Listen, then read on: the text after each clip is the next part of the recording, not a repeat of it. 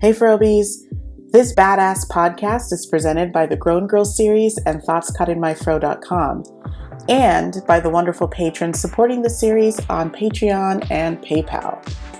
As a marginalized creator, I'm not always given the opportunity to create freely like other creators, but I still want to give you awesome content to help you grow. That's what the Grown Grrl Series is about. I made something special just for people like you. So stay tuned and let's make moves. Welcome to the Grown Grrl podcast featuring me, your illustrious hostess, the Beyonce to your Kelly, the Blanche to your Dorothy, the KC to your JoJo, the thoughts caught in your mighty fro, known by only one other name, Nyla. Okay, that was extra, but so am I. So here it is, Volume 1, Episode 1 of the Grown Grrl Series podcast. Here's a rundown of what Grown Grrl is. It's newsletters, it's a podcast, it's a YouTube channel, it's history, it's education, it's girl talk, it's wine, it's cheese, it's 13 episodes of living single in a row, it's jokes and jokes and jokes. But most importantly, it's you and it's me. It's figuring out what grown girls don't know, should know, and want to know.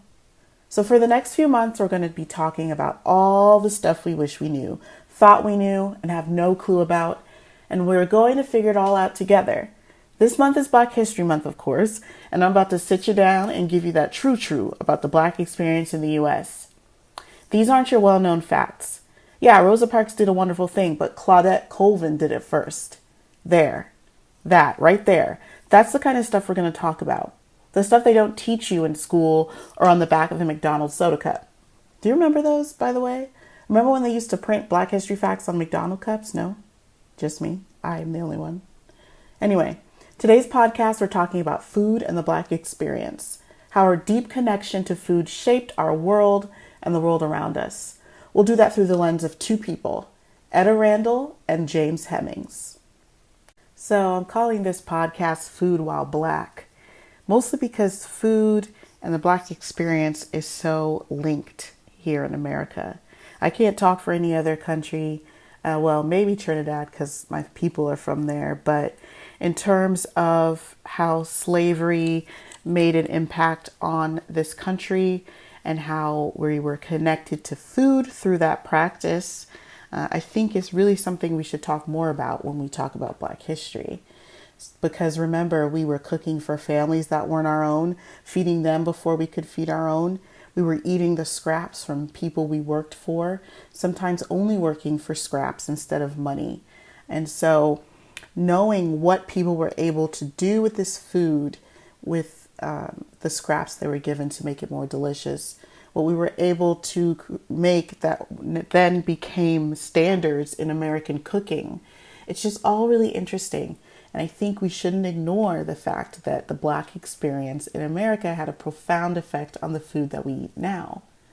And so that's why I wanted to talk about Etta Randall. I heard her story on the radio the other day, and I thought I've got to talk about this woman because it is in line with everything I just mentioned to you. And her story is really unique because she lived in a time and in a part of Texas that was completely lawless. But before I get into all that, let me introduce you to Miss Etta Randall. So in 1926, a young Black divorcee with an 8-year-old daughter in tow traveled to a town called Borger, Texas, and she started a new life. And during this time, A.P. Borger, he was from Missouri and came to Texas, sold 240 acres of land, and he started to sell it off to people. Now, let's talk about first how he bought some land and named it after him. See, that's why I don't have a problem with Shonda Rhimes calling her production company Shondaland, or Oprah calling hers Harpo, which is Oprah backwards, because these men have been out here naming stolen land after themselves for hundreds of years. But that's besides the point. Etta Randall moved to this growing town, which was nicknamed the Tent City because it was growing rapidly, but they didn't have enough buildings for people. So these people were living inside of actual tents. As you can imagine, it's 1926 in Texas, so times are hard for the Black folks of Borger, but not as hard as they were in Mineola, which is where Etta was originally from.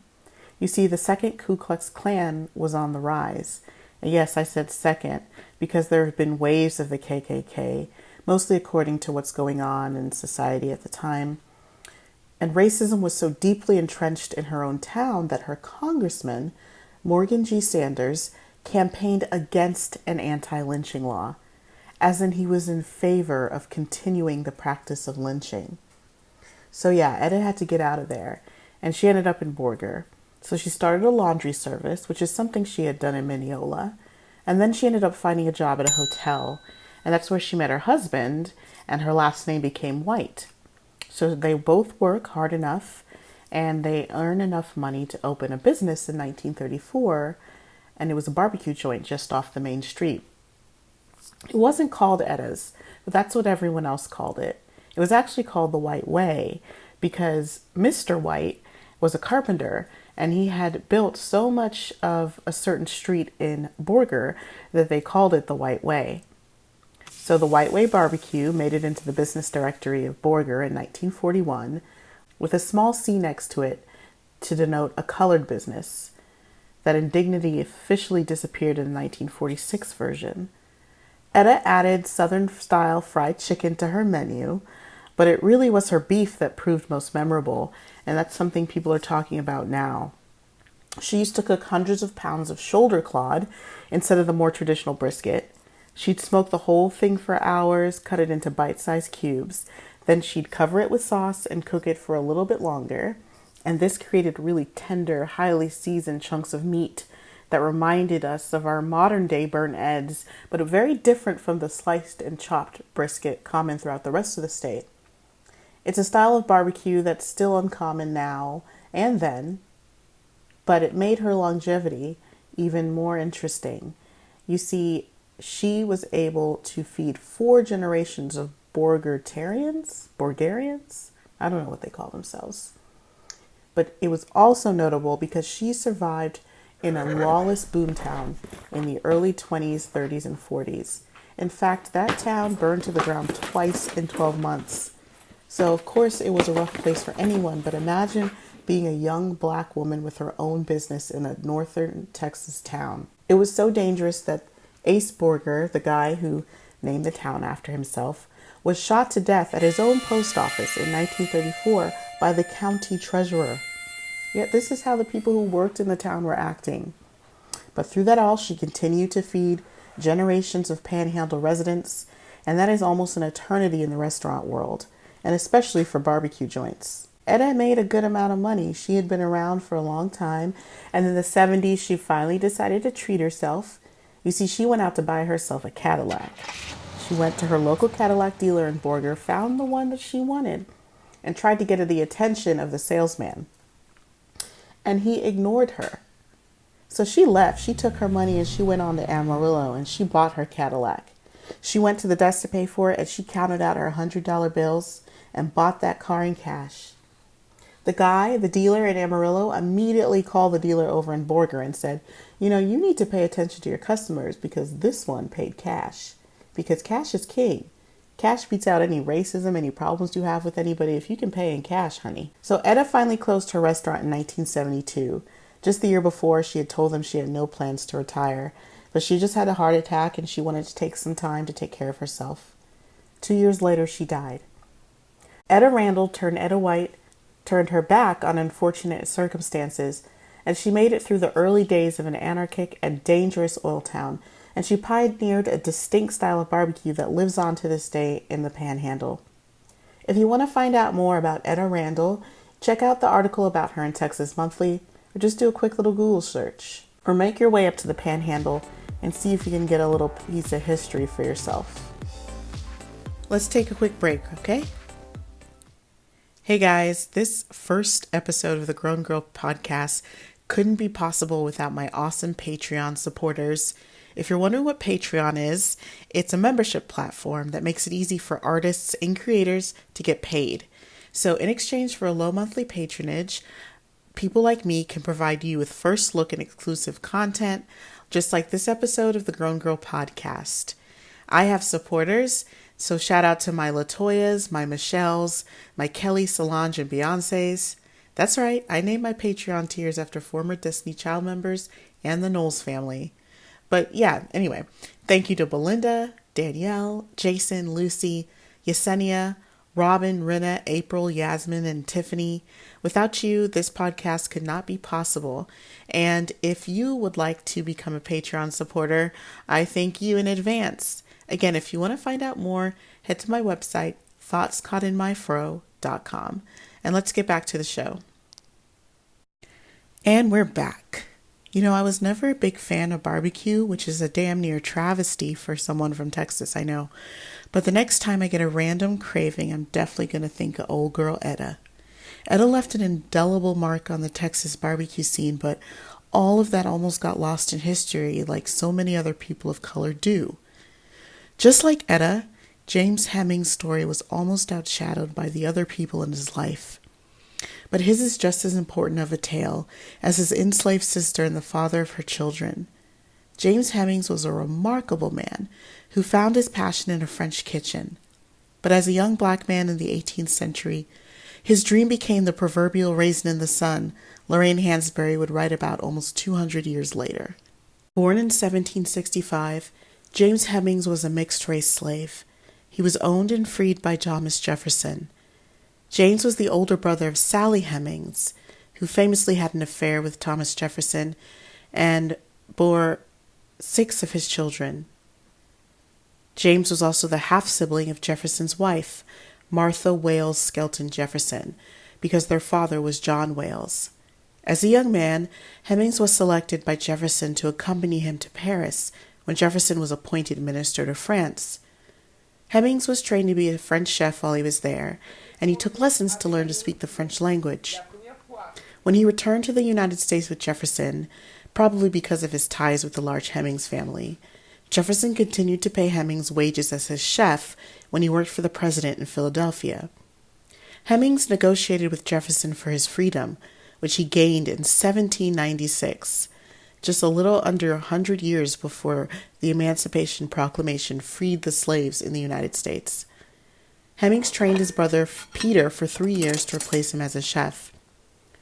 James suffered from alcoholism, and at the age of 36, he committed suicide. Before I tell you more about James Hemings' experience, I just want to make sure that you guys understand that Thomas Jefferson is not the hero in James Hemings' story. He's not even the hero in Sally Hemings' story. I think a lot of times his love or affair or whatever with Sally is really romanticized. There was even a TV movie that kind of made it sound like a beautiful love story. But I don't think that's the case. And I truly think that's because as her master and as James Hemings' master, there's just too much complexity there. I mean, he may have genuinely had feelings for this family, for this woman, but it was still the half-sister of his wife. He was still the master of these people. He was the master of Sally Hemings until his deathbed, and James Hemings only received his freedom a few years before he died. So, again, Thomas Jefferson, not the hero of this story, and here's why. In Paris, Jefferson became concerned that Hemings might learn that he could be free because France had just abolished slavery. He even wrote about it to another American slaveholder in a similar situation. You see, James and Sally thought about staying in France for their freedom, but they had family, a lot of family back home, so they probably returned for them. And fearful for seeking their freedom, Jefferson, who was in debt for most of his life, was also concerned about having to continue to pay for training James. When they got back to America, they first went to Monticello, and then they lived briefly in New York, and that's where James Heming ran the entire kitchen for Jefferson. In spring of 1791, James Hemings and Jefferson moved to Philadelphia because it was then the capital of the U.S. The young slave accompanied Jefferson and James Madison on a month-long vacation in the Northeast. They traveled all through New York and Vermont. They even stopped in Albany, Lake George, Lake Champlain, and Bennington. Jefferson would let Hemings travel alone ahead of them just so he could arrange accommodations for Jefferson and Madison. Finally, they returned for a long-term stay in Philadelphia. It turns out Pennsylvania did not allow slavery at the time, so Jefferson paid Hemings an actual wage while he worked there. After 2 years in Philadelphia, Jefferson decided to return to Virginia. But of course, Hemings was reluctant to return to a slave state, so he carefully negotiated a contract with Jefferson, saying he would gain his freedom if he promised to train a replacement chef at Monticello to take his place. For 2 years, Hemings trained his brother, Peter, also born into slavery, as a chef at Monticello, and in 1796, James gained his freedom. Now remember, James spoke French and English, and he could read. His handwritten inventory of kitchen supplies can be found at the Library of Congress today. He also left behind recipes and other writings. James traveled Europe for a while, and then eventually returned to the U.S., where he found work as a cook in Philadelphia. When he got back, Jefferson offered Hemings a position at the White House, but Hemings refused. He returned briefly to Monticello to work in the kitchen, but after about a month and a half, he was paid his $30 and left. And it was after getting a job at a tavern in Baltimore, that's where James Hemings committed suicide at the age of 36. So you're probably wondering what I was wondering. Why would a free slave decide to kill himself just about a year after he was given his freedom? Well, James Hemings couldn't find his place in the world. He was a literate ex-slave who could pass for white because the Hemings family had about 7/8 European blood in them. But of course, we know the one-drop rule. And if you're born into slavery, if your mother's born into slavery, you have to stay in that station of life until someone gives you your freedom. So even though Jefferson offered freedom to Hemings, he was still someone who existed outside of the norm. And wanting to become this French cook, wanting to use his skill and his gift and not being able to use it, I'm sure he was in a lot of pain. And it makes total sense that he would try to drink that away because there just wasn't a place for him in this world. And that's why we owe it to him to know his story and to share it. Because James Hemings and his dreams were just as important as Thomas Jefferson's dream of becoming president of the United States. Okay, you guys, that's it. I did it. The inaugural episode of Grown Grrl Podcast. We kick it off in Black History Month because I'm making history while being Black. I want to thank you for taking the time to listen. This is going in the Patreon feed first, and then in the newsletter, and then if I feel like it, I'll upload it to YouTube. Again, I want to thank all my Patreon subscribers, and I want to thank you for listening. And I will see you on the next Grown Grrl episode.